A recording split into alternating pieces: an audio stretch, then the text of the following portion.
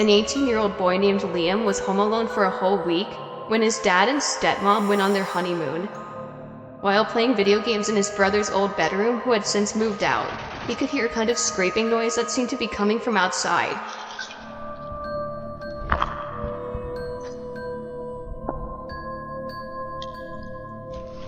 A strange thing, this room was on the second floor, so it seemed nothing but odd to hear something outside scraping against the walls. He tried to ignore it by turning the video game up louder, but the scraping sounds only became more apparent. He decided to finally look out the window, but it was too dark to really see anything. He left the window open a crack to better hear the noise if it persisted.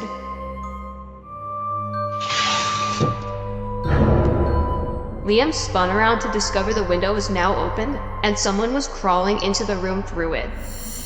He was able to push the intruder back out the window before he could fully make it into the room, who then fell 2 stories down into the bushes below. He apparently wasn't too injured, as he was gone within minutes.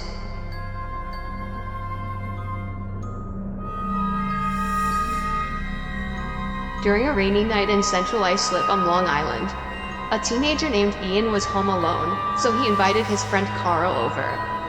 His friend texted that he would be over in 2 minutes. Ian prepared the video games he planned on playing with Carl and heard the gate to the backyard close. Confused as to why Carl went out back, Ian went out to the backyard.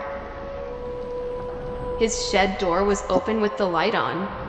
As he called out Carl's name walking to the shed, the light inside the shed turned off. Simultaneously, Ian received a text from Carl saying, "I'm here."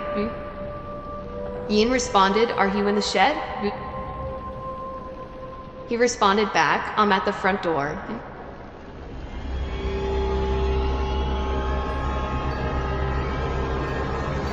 As Ian looked up, the door to the shed pulled shut with force. Ian ran back into his house and let Carl in. When the police responded to Ian's call, they checked the shed, found the door was back open, and that nobody was inside.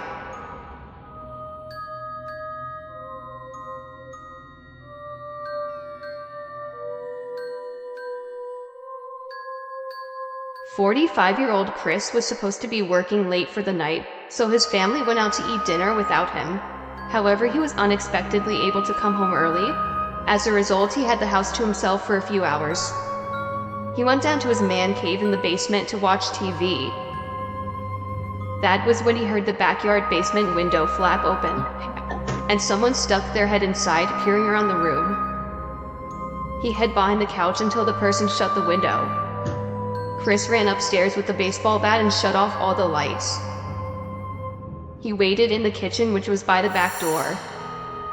Somebody suddenly reached their arm through the pet door in an attempt to unlock the door.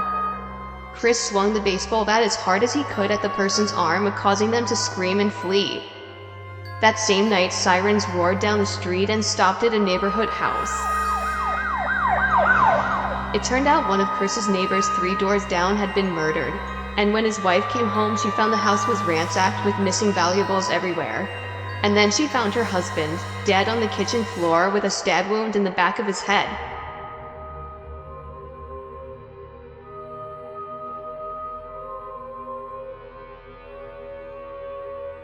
A young girl named Anne was home alone one snowy Friday night.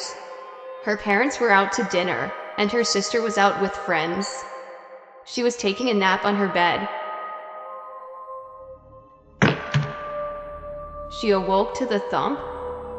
She was sure it came from her closet door, so she got up and bravely opened it.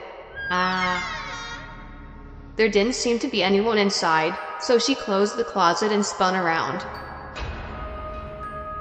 There she saw the head under the bed, the head of a man looking at her with an expressionless stare. She fell to the floor screaming.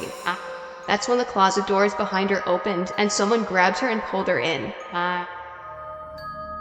The man from under the bed emerged and approached her as she was being held down. The 2 of them carried her downstairs, where they put tape over her mouth and tied her arms together. One checked to make sure the coast was clear before carrying her outside, where they planned to put her in their car's trunk. However, about halfway to their car, a large group of teenagers came riding down on their bikes and witnessed it all. Some of them were screaming for help, while some of them got off their bikes and started to slowly approach the two men. They knew they wouldn't get away with it now, so they dropped in, jumped into their car, and sped away. She was completely awake and conscious throughout all of this. It's unknown why they didn't just tie her up while she was sleeping. The most realistic possibility is that they simply wanted to scare the girl. This may seem like a crazy, rare occurrence, and you may even call it fake. However, things like this happen all the time and are shown commonly on the news. Perhaps they're just the stories we forget about.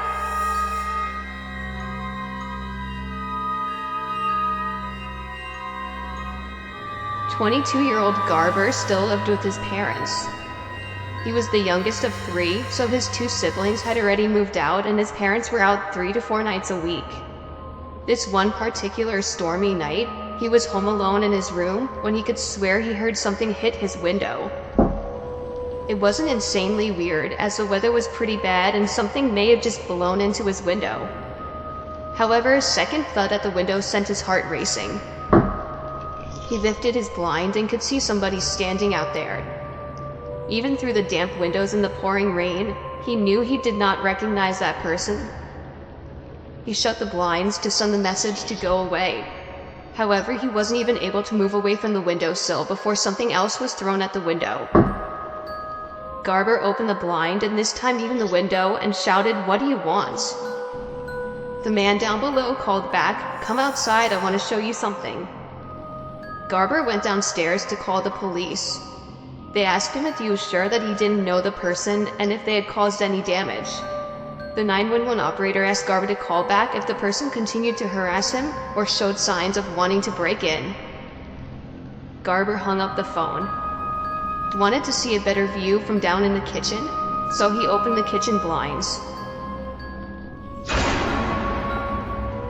Garber called the police right back and informed them that the man was standing at his kitchen window and to send somebody right away. The next time he looked back at the kitchen window, the man was gone.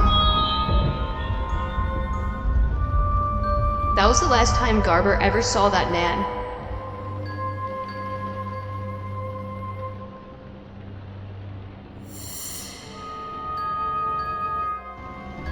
I hope you found this video interesting, scary, or just entertaining. If you'd like to hear more Home Alone stuff, I do have a video about 10 true Home Alone stories.